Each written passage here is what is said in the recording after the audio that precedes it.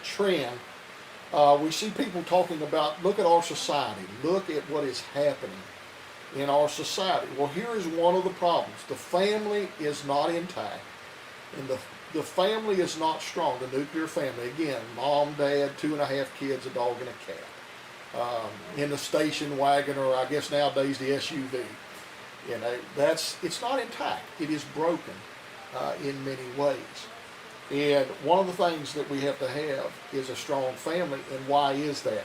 Scripture says this in Proverbs 22, verse 6. Train up a child in the way he should go. Even when he is old, he will not depart from it. You've got to train a child. You've got to teach a child. It is one thing to be an egg or a sperm donor. It is another thing to be a parent. Parents are not friends. As I have told my children, I am not here to be your friend.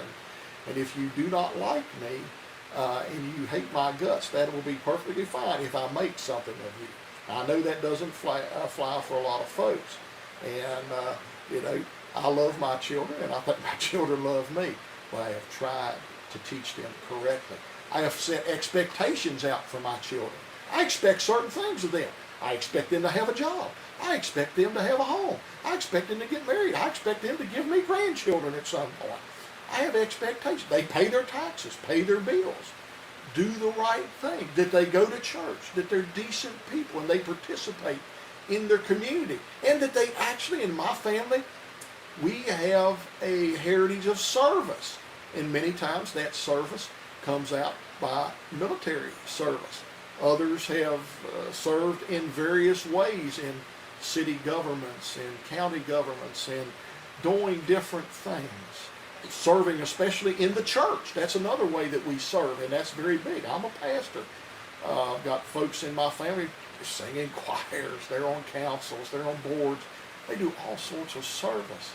But the thing is, we were trained this way. We were taught to do the right things. And we were taught something, too, that there are things bigger than ourselves. And a lot of times, if you don't train a child up the way he should go, they're going to depart from everything. They're just going to go haywire, and people wonder why their children are acting like they do. I ran into something a while back. A family that was good people, nice folks, but they were very sparse in their church attendance. One of the children grow up, move away, and are not doing things that they were taught in that way. Well, here's the thing, and then they hope the pastor can make the difference. Well, the thing is, no, you missed all that time to place and train that child. I can't fix what's broken at that point. Once the toothpaste is out of the tube, I can't stick it back in. Can't do it. I can try. I'll do my best. But the thing is, you've got to train up your child. It is a great responsibility to be a parent, and many folks are lacking in that in this day and age. I have talked to, and I have pastored many folks who work in the education systems. I've pastored folks here in Illinois who work in education. I've pastored folks in North Carolina who were in education. I have friends who have been in education in different states and work. And I'm not here to argue, I think teachers should be paid more and all that, but I'm not here to even argue for that. But I know one thing that I think a lot of teachers would even appreciate even more than a pay raise, believe it or not, and that is discipline.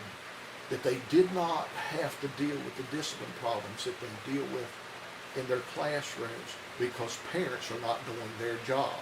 And then you send the kid, and the kid acts up, and well, you want the school to discipline. No, you should have disciplined. You should have taken care of that problem. The school teacher should have never had to deal with that. You've got to train up a child in the way that it should go. And it says when they're old, they won't depart from it. Train them up, teach them to do the right things. A lot of good kids, a lot of good people in this world, but there's a lot who have not been trained right. And if you want to know why our society is the way it is, it's because those folks were not trained right as children. And again, you end up in prison, you end up in jail, you end up being troublemakers or whatever. And I'm just calling it like it is. Train up your children. Be there for them. Do the right things. You're not here to be their friend. You're here to be their parent. I know we love them. We want to spoil them. We want to do all that. Wait till you get your grandchildren to spoil them.